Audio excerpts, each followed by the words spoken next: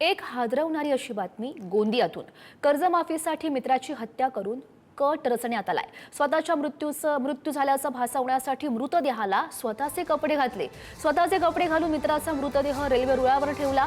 गोंदियात मित्राची हत्या करणाऱ्या नराधमाला अटक करण्यात आली आहे। 5 लाखांचं कर्ज फेडता येत नसल्यानं त्यानं हा मोठा बनाव केलाय।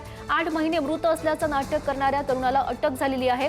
आमगाव पोलिसांनी नागपुरातून ही आरोपीला अटक केली आहे। गोंदियातून महत्त्वाची अपडेट। कर्जमाफीसाठी मित्राची हत्या केली आणि हा कट रचला। स्वतःचा मृत्यू झाल्याचं भासवण्यासाठी मृतदेहाला स्वतःचे कपडे त्यानं घातले। स्वतःचे कपडे घालून हा मित्राचा मृतदेह त्यानं रेल्वेच्या रुळावर ठेवला। 5 लाखांचं कर्ज फेडता येत नव्हतं म्हणून त्यानं हा मृत्यूचा बनाव केलेला आहे। महत्त्वाची आणि मोठी अपडेट म्हणावी लागेल। 8 महिने मृत असल्याचं तो नाटक करत होता, मात्र अखेर त्याला पोलिसांनी पकडलाय। आमगाव पोलिसांनी नागपुरातून या आरोपीला अटक केल्याची माहिती आहे।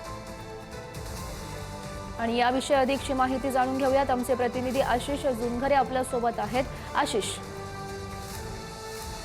नक्कीच एक आमगाव तालुक्यातील एक तरुणाने चक्क बँकेचे कर्ज फेडण्याकरता आपला मित्राचा खून केला आणि स्वतःचा खून झाला असं भासवून, स्वतःचा मृत्यू झाला असं भासवून त्याने मृतदेह हा रेल्वेच्या रुळावर टाकला होता। मात्र चक्क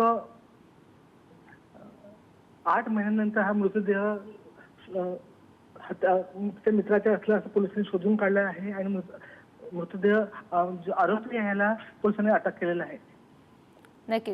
नक्कीच आशिष जुनघरे, धन्यवाद दिलेल्या सगळ्या सविस्तर माहितीसाठी।